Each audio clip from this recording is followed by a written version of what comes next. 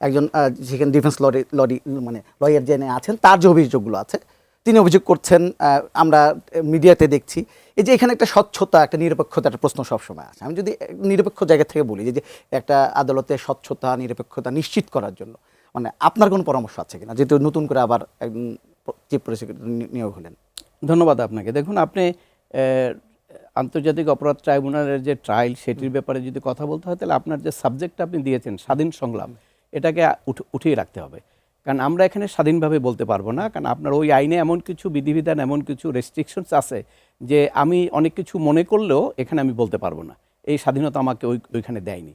যার কারণে আমি যে কথাগুলো বলবো সেগুলো অনেক দূর থেকে বলতে হবে, কাছাকাছি গিয়ে না। কারণ আপনি জানেন যে আমাদের একজন সিনিয়র আইনজীবী ফজলু ভাই, সে কিছু বক্তব্য দেওয়ার প্রেক্ষিতে কিন্তু তার বিরুদ্ধে কন্টেম্পট হয়েছিল এবং তাকে মাপ চাইতে হয়েছে। তো ওই ধরনের কোনো সিচুয়েশন আসুক সেই রকম ফেস করার জন্য সেটা আমি চাচ্ছি না। তবে আমি যেটা বলবো সেটা হলো উনি যে কমপ্লেনটা করলেন, যে কথাটা বললেন, এটা কিন্তু উনি কিন্তু যেটা বলেছেন সেটা কিন্তু অস্বীকার করার মতো না।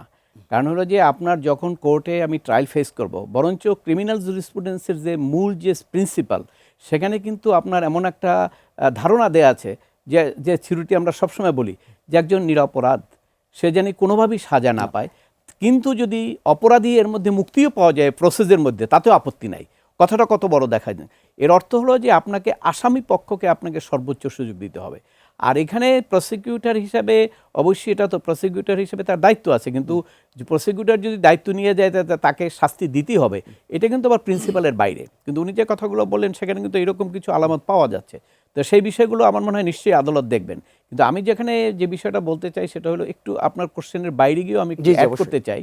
সেটা হলো ধরেন এই যে সেনাবাহিনীর অফিসারদের যে এখানে বিচারের জন্য আনা হলো, এটা কিন্তু বিগিনিংয়ে একদম প্রথমেই কিন্তু আমি বলেছি যে এইটা আনার দরকার ছিল না। এবং এইটাও কোনো একটা কনস্পিরেসি, কোনো একটা ক্ষোভের কারণে। কারণ আপনি জানেন যে এই যে অনির্বাচিত সরকার যখন ছিলেন, অনির্বাচিত সরকার কিন্তু আসলে নির্বাচন দিতে চায়নি, এবং নির্বাচনের প্রশ্নটা কিন্তু সেনাবাহিনী প্রধানের পক্ষ থেকে এসছে 18 মাসের মধ্যে নির্বাচন দিতে হবে। এবং এইটি নিয়ে কিন্তু একসময় তাদের মধ্যে অনেক বেশ বিতর্ক শুরু হলো এবং সেনাবাহিনীর চিফকে সরানোর জন্য এবং রাষ্ট্রপতিকে অনেক কিছু প্রক্রিয়া করা হলো। এবং এক পর্যায়ে গিয়ে দেখা গেল যে সেগুলো কিছু সাকসেস হয় না, কারণ বিএনপির মতো একটা দল তারা বলছে যে না, আমরা সাংবিধানিক প্রক্রিয়ার বাইরে আর যাব না। 5ই আগস্ট ছিল ডিফারেন্ট। আপনি আন্দোলন করছেন, করছেন, সব জ্বালাই পোড়াই দিয়েছেন, দখল করে নিয়েছেন, সরকারে যারা ছিল তারা জীবন রক্ষার জন্য তারা চলে গেছে, ঠিক আছে। কিন্তু এরপরে 8ই তারিখে যখন আপনি সংবিধান নিয়ে ওত করলেন যে রাষ্ট্র পরিচালনার জন্য, এরপরে তো আপনাকে ট্রাকে চলে আসতে হবে, নাহলে তো রাষ্ট্র থাকে না। তো সেই হিসাবে বিএনপি কিন্তু ওই অবস্থানটা নিয়েছে, এবং যার কারণে কিন্তু রাষ্ট্রপতিকেও সরানো যায় নাই। এবং আলটিমেটলি ওই জায়গাটাও সেনাবাহিনীর পক্ষ থেকে যে দাবিটা করা হয়েছিল বা তারা যেটা চাচ্ছিলেন, রাষ্ট্রপতি প্রধান মানে চিফ যে, উনি কিন্তু রাষ্ট্রপতির কাছে গিয়েছেন, উনি প্রধান উপদেষ্টার কাছে গিয়েছেন, উনি আপনার দলের কাছে গিয়েছেন। কারণ সেনাবাহিনী তো এটাকে যদি আপনি সেপারেট দেখেন, অফিসার আর সেনাবাহিনী, এটা হয় না। সেনাবাহিনী তো একটা ইম্প্যাক্ট ফোর্স, এবং সবচেয়ে হলো যে কোনো ফোর্সের মনোবল। আপনি সেনাবাহিনী কিন্তু আমার নর্মাল পুলিশ ফোর্স না, ওর ট্রেনিংটাই হলো যে আপনি যেটা দেখবেন, আপনি যদি মনে করেন এটা ইললিগাল, আপনি শ্যুট করে দেবেন, কারণ ওর তো যুদ্ধ করতে হয়, ওকে তৈরিই করা হয়েছে যুদ্ধ করার জন্য, সার্বভৌমত্ব রক্ষা করার জন্য। কাজে ওর মধ্যে কিন্তু কোনো কম্প্রোমাইজ ট্রেনিং নাই।